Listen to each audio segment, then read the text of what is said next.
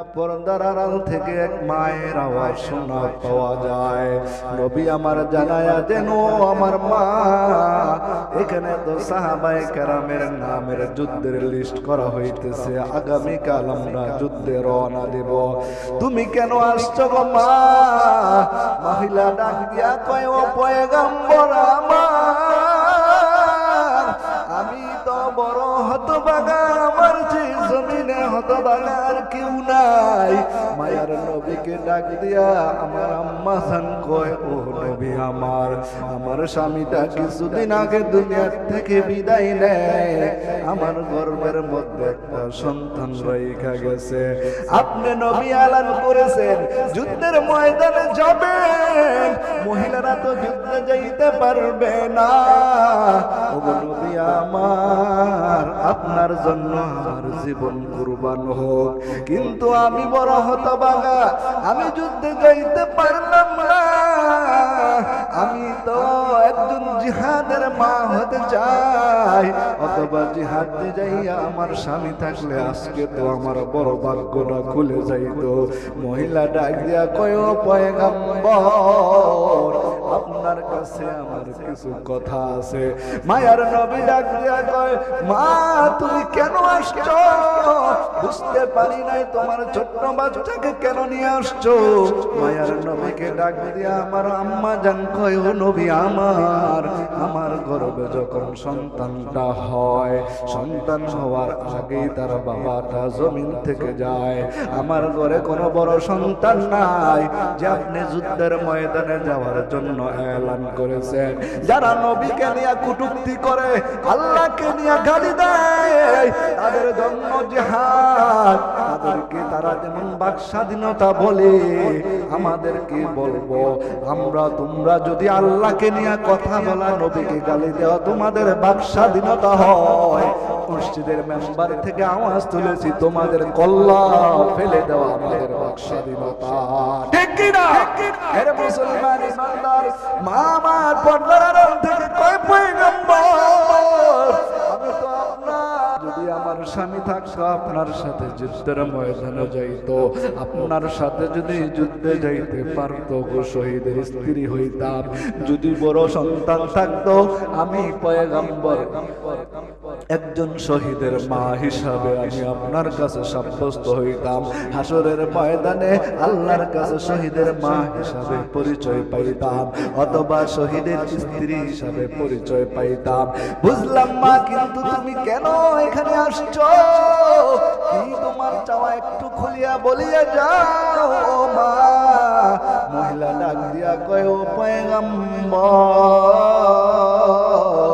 এই যে আমার ছোট বাচ্চাটা রাইখা গেলাম আপনার সামনে, নবী আমার জানায়া দেন, ও আমার মা, এই ছোট্ট বাচ্চা আমরা যুদ্ধের ময়দানে কি করব, কেন নিয়ে যাইব?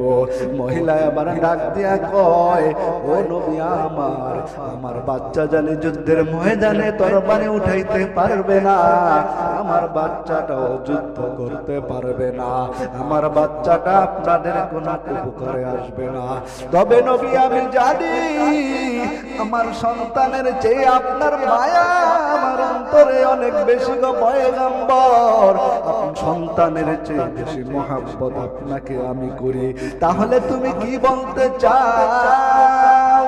মা ডাক দিয়ে কয়, পয়গম্বর আমার, আপনি শুনেন, আপনি শুনেন, আমার সন্তানটাকে আপনার কাছে দিলাম। ওগো পয়গম্বর, যুদ্ধের ময়দানে যখন আপনি যুদ্ধ করতে থাকবেন, কাফের বেঈমানরা আপনাকে যখন তীর মারবে, আমার সন্তানটাকে আপনি ঢাল স্বরূপ আপনি ব্যবহার করবেন। আপনার গায়ে যদি তীর লাগে যায়, আমি এই সন্তান দিয়া কি করব? আমার আর এই জীবন দিয়া কি করব? আমি চাইতেছি আমার সন্তানটাকে আপনি ডাল স্বরূপ ব্যবহার করবেন। আপনার গায়ে যখন বেঈমানেরা তীর নিক্ষেপ করবে, আমার সন্তানটাকে আপনি সামনে ধরে রাখবেন। এবার নবী আমার চোখের পানি ছেড়ে দিয়া কয়, ও মা, এ কেমন তুমি মহব্বতের পরিচয় দিলা রে মা? তোমার তোমার ভাগ্যটা আজকে খুলে গেছে। যাও যাও যাও, তুমি এমন ঘটনাই না আজকে ঘটায়া দিলা। আমি মাত্র দেখলাম তোমার এই সন্তুষ্টি আর রাজি দেখা আমার আল্লাহ তোমার কথা শুইনা শুইনা হাসতেছে। সুবহানাল্লাহ।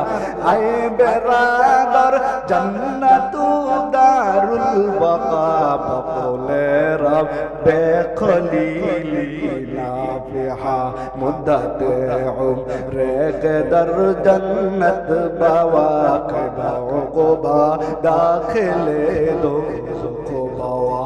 এবার নবী ডাক দিয়া কয় মা আমার আল্লাহ সন্তুষ্ট হয়ে গেছে, তোমার অন্তরটা দেখেছে। ওগো মা তুমি আজকে যেই কাজ করলা, তোমার সন্তানটাকে তুমি নিয়ে যাও, আমার আল্লাহ তোমাকে তো হাসরের ময়দানে শহীদের মা বানাইবে, আমার আল্লাহ তোমাকে শহীদের স্ত্রী বানাইবে। যাও যাও যাও, তুমি ঘরে ফিরিয়া যাও। এই ছিল নবীর মহাব্বত।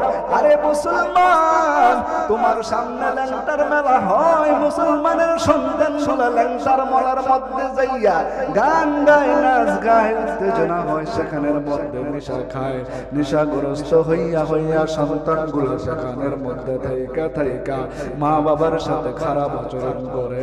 আর এরকম মেলার মধ্যে যুবক যুবতীরা ঘোরাফেরা করে আর দুর্ঘটনার শিকার হয়। এ মুসলমান আল্লাহকে নিয়ে বাউল গালি দেয়। আমরা বলবো বাউলের সর্বোচ্চ শাস্তি আমরা দেখতে চাই। আর এই ল্যাংটার মেলা আমরা বাইচা থাকতে আর ল্যাংটা নামে কোন মেলা হতে দেব না। ঠিক কিনা? মুসলমান আওয়াজ করে বলতে হবে। আল্লাহ পাক রব্বুল আলামিন বলেন, যেই বান্দা আমার জন্য জীবন দিতে রাজি, এই বান্দাটা আমার নবীর মহব্বতে জীবন দিতে রাজি হবে, আমার আল্লাহ খুশি হইয়া আটটা জান্নাতের মেহমান বানায়া দিবে।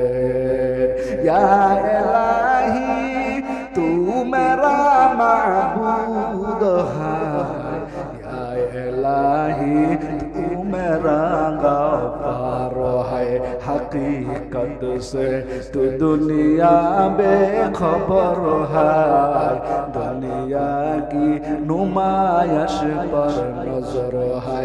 नमी गोयाम के आज दुनिया जुदाबाश, बाहर कारे के बाशी बा खुदाबाश, जिसते दुनिया आज खुदा गाफिल तुता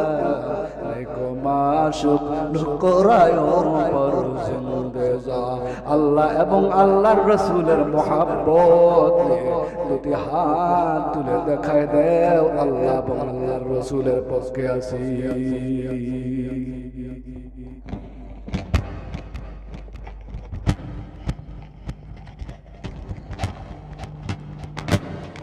তো যতনের পাখি তুমি,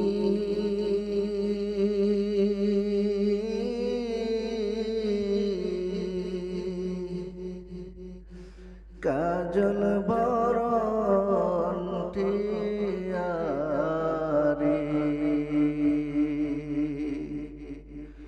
সময় হইলে যাইতে হবে এই দুনিয়া ছাড়িয়া। আইসো একা যাইবা একা,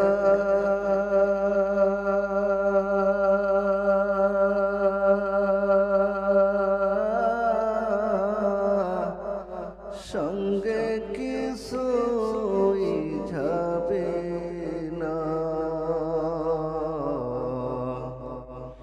আইসো একা যাইবা একা,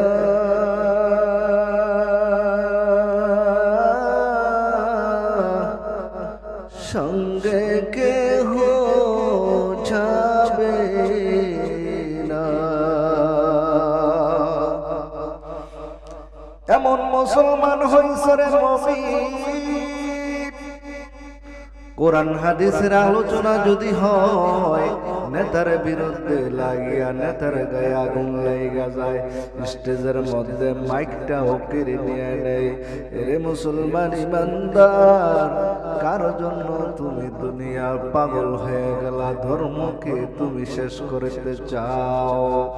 ইসলামের ব্যানার নাম দিয়া যারা এখনো মানুষের মধ্যে বিভ্রান্তি সৃষ্টি করতে চায়, তাদের কাছ থেকে ঈমান বাঁচানো জরুরি।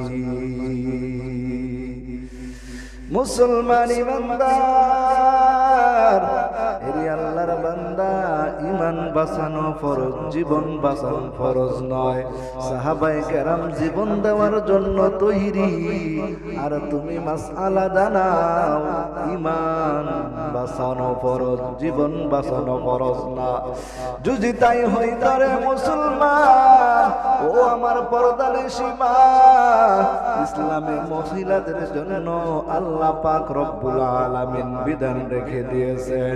মায়ার নবীর স্ত্রীরা, নবীর মেয়েরা নবীকে, আল্লাহকে কত বড় মহব্বত, কত আশিক ছিল, কিন্তু ল্যাংটার আশিক ছিল না, বাউলার ফাউলের কোনো আশিক ছিল না। নবীর স্ত্রীদের দিকে তাকাও, ইসলামের জন্য জীবন দিয়েছে, কিভাবে জীবন দিয়েছে। মায়ার নবী আমার মসজিদে নববীর মধ্যে দাঁড়াইয়া সাহাবায়ে কেরামদের মধ্যে বয়ান করে, হঠাৎ করে